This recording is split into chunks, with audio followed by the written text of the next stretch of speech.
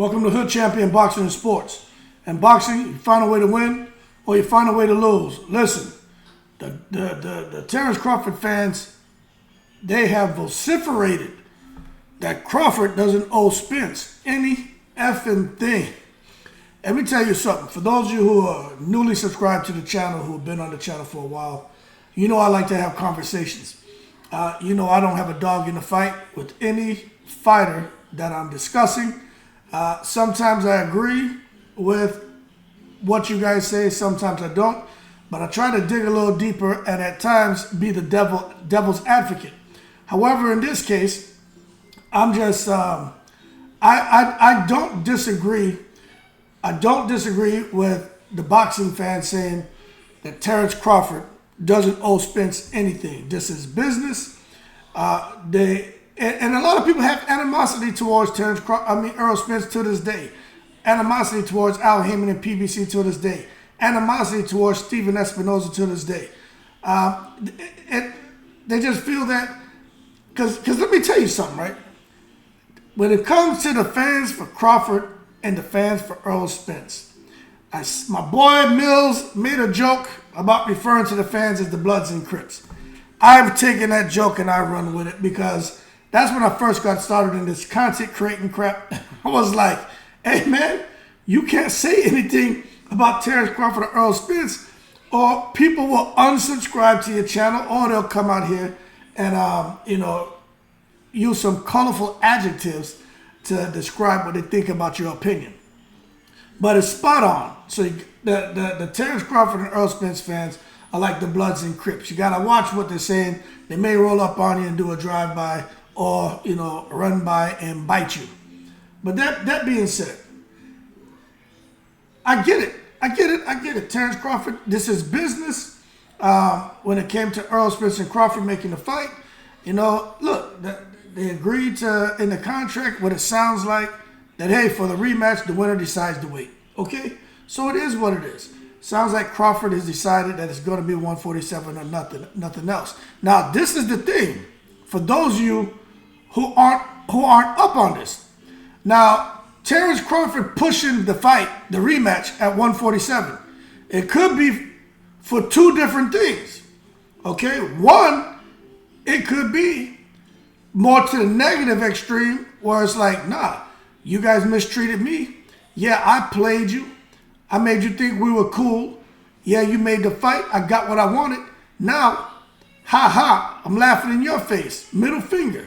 Now you got to fight me at 147. Now I'm going to twist your arm and show you how it feels to have somebody treat you the way y'all treated me. Sucker. That's how a lot of the Crawford fans, that's how they feel. That's the emotion behind their comments. However, let's try this. There was a neutral fan who posted something, and he's a thinker. And this is what he said. He said he thinks Crawford is pushing the fight, the rematch at 147, because he wants Errol Spence to turn it down for two reasons. One, because he doesn't want to hurt Errol Spence. Okay? If he makes the fight at 147, he knows Errol Spence won't take it. And he's hoping Errol doesn't take it because he doesn't want to hurt him. Okay?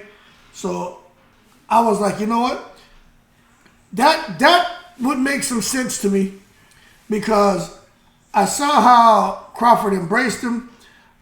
I know how he's consistently spoken about Errol Spence, and that would line up with what I've seen and the emotions and vibe that have been emitted from Terence Crawford in regards to getting the opportunity from Errol Spence to fight for the Undisputed, okay, and being able to help him further cement his legacy. Now, the other thing that was brought up as far as Crawford saying to Errol Spence, look, we're going to do the rematch at 147, is because he doesn't want Errol Spence, again, he doesn't want Errol Spence to take the fight at 147. This has nothing to do with him worried about Errol Spence's health. This has everything to do with Crawford trying to create some openings and free himself up so he can try to go right into a fight with Jamel Charlo or Canelo Alvarez. Now, that being said, I could see Crawford deciding that he wants to be bitter because he's stubborn. He's got a mean streak in him. I could see him being mean and saying, nah, we're going to be at 147. I'm going to show you how it feels. I can see that. But out of the three things that I'm going to mention, I think that would be the third. I think that would be the third thing. You know what I'm saying? I just don't. That's just not. It doesn't seem like something Terence Crawford would do. But I would say out of the three things I'm going to mention, that's probably the bottom of the list, number 3. The second thing is Crawford like, hey, I'm hoping he turns it down. That's why I'm making the fight at 147 because I don't want to hurt him. That seems closer to why Crawford would probably want. Why I think Crawford would want to make the fight at 147, right? But the number one reason why I think Crawford wants to make that fight at 147 is because he knows Earl Spence doesn't want to fight at 147. He may turn down a rematch, and Crawford gets freed up to try to go out there and cash in on a big money fight. So when you look at it like that, it all makes sense. You can see it going. You can see it going either way. But this is the problem. Crawford trying to free himself up for a big money fight. Look, I do believe Crawford has earned the right. He's the A-side, man. This man's 2-time undisputed. Nobody's giving him much problems in the ring. Gamboa had a moment. Cavi Velasquez had a moment. That's it. Outside of that, nobody's really had moments that they could sustain against Terence Crawford. It's been pretty much all one-sided, okay? But this is what my concern. So I want to let all y'all know I agree. I like Crawford and I like Spence, but we're having a conversation. But I just don't see Terence Crawford, you know, because of the way the system's set up. I don't see Terence Crawford going to be able to go out there and fight big money fights. Now, I get it. If you, like I said in the video, I don't think Crawford's earned his right to earned a Canelo fight. When you look at all the guys at 160 and 168, and David Benavidez and these guys who've been putting in work and been mandatories, and Canelo's just not fought them, right? So and when I look at it holistically, no, Crawford hasn't earned the right. But at the end of the day, when we start talking about the money machine, Crawford could be the next opponent for Canelo Alvarez if Canelo Alvarez chooses to make that fight. But this is the problem, like I said in another video. Canelo Alvarez ain't really sounding like he wants to fight Terence Crawford. It could be because he's like, look, I'm not going to get no credit for beating somebody who bubbled up 3-weight division. And it could be because he saw how Terence Crawford tranquilized Earl Spence, and he doesn't want any parts of that. And then it also could be because those key decision makers behind the scenes and the secret society are like, look, all right, we want to make Spence and Canelo. That's a much bigger fight to them because it's all about money, right?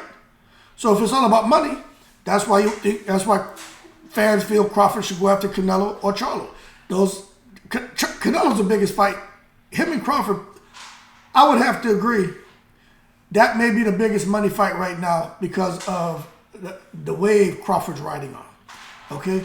That could be the biggest money fight. But that's not, to me, the biggest fight to be made. And I know people say, oh, it's all about money, so the more money is the biggest fight. Now, I think people really get super excited.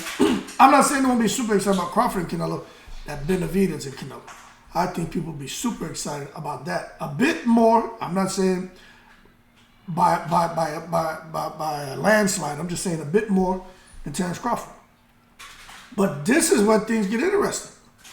When the Crawford fans are sitting here saying Crawford doesn't owe Spence anything, you're right, he doesn't. But be careful with trying to draw the line in the sand. Because this is the thing, right? Crawford may or may not have anywhere to go outside of Spence. If Canelo chooses, I don't want to fight him.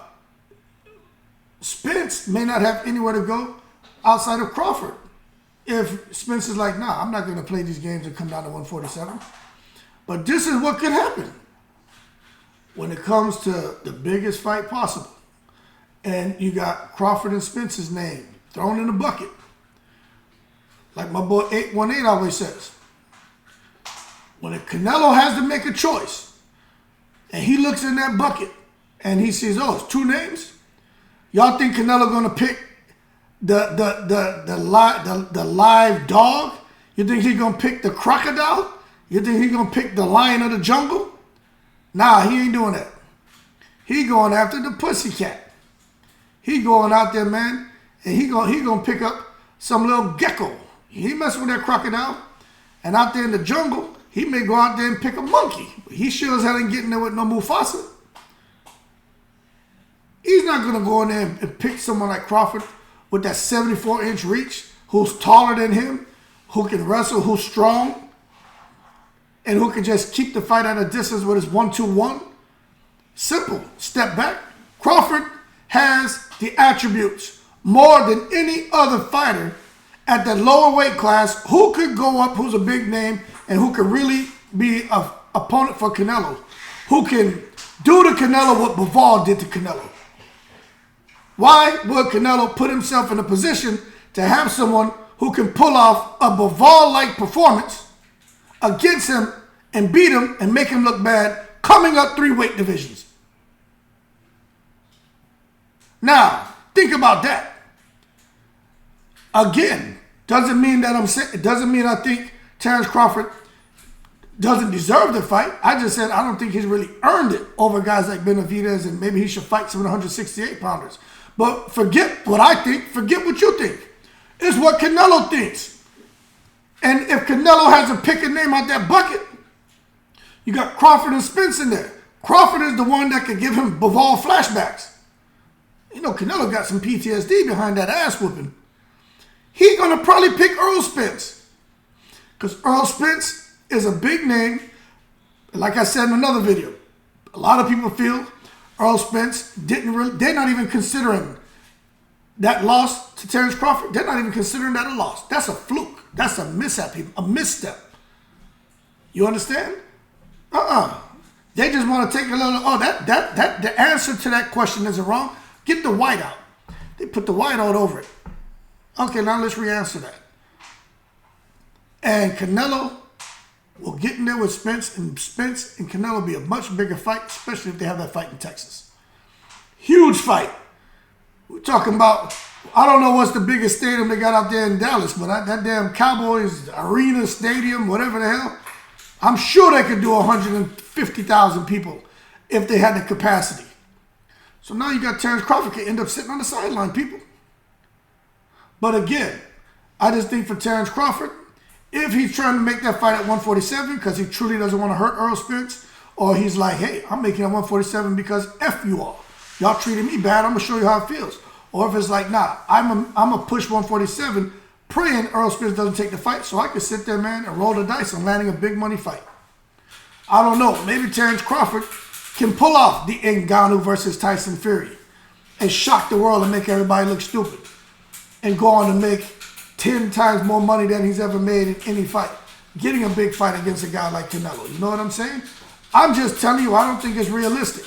But I do think that Terence Crawford has done it the blue-collar way, and he's earned his right to at least a voice that he wants to fight the biggest names in boxing, especially seeing that he's on the last leg of his career.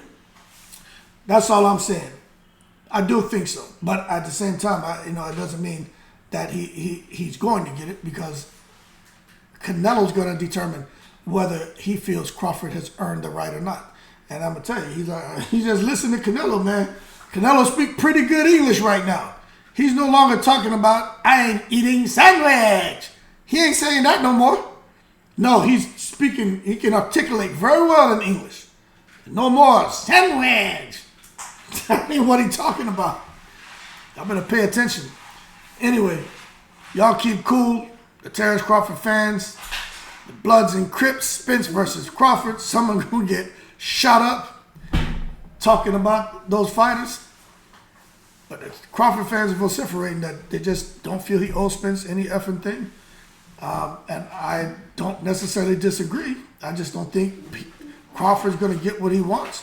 And I think the Crawford fans are going to get even more agitated because they're going to sit here and look. And then now it's going to be that conversation about who's putting duck sauce on the fried rice. Canelo putting duck sauce on the fried rice because he won't fight Crawford. Some people saying Crawford putting duck sauce on the fried rice because he won't fight Spence at 154. Some people saying Crawford putting duck sauce on the fried rice because he won't fight Vociferate. You see, there's a whole lot of duck sauce going on out here. And I like Chinese food. With that being said, y'all keep cool. Shout out to the veterans all 7 continents. Yo, Crawford is the man. There's no question about that. There's no argument there. But there is a discussion that needs to be had about whether or not Crawford realistically can land Canelo. Even Jamel Charlo. That's a real conversation. Forget the emotion of what you think. When you really look at it and how things normally play out, we understand if there's big money, things tend to happen. But there's got to be a demand. And fighters have to want it. Isn't that what they say? If the fighters want it, the fight happens. If the fighters don't want it, then the fight doesn't happen. So let's see if Canelo really wants it. Because we know Bud wants it. And let's see what happens with Errol Spence. Because he sounded like he really wants the rematch. So let's see how things play out. Nonetheless, y'all keep cool. Shout out to the veterans all 7 continents. I'm in the breeze.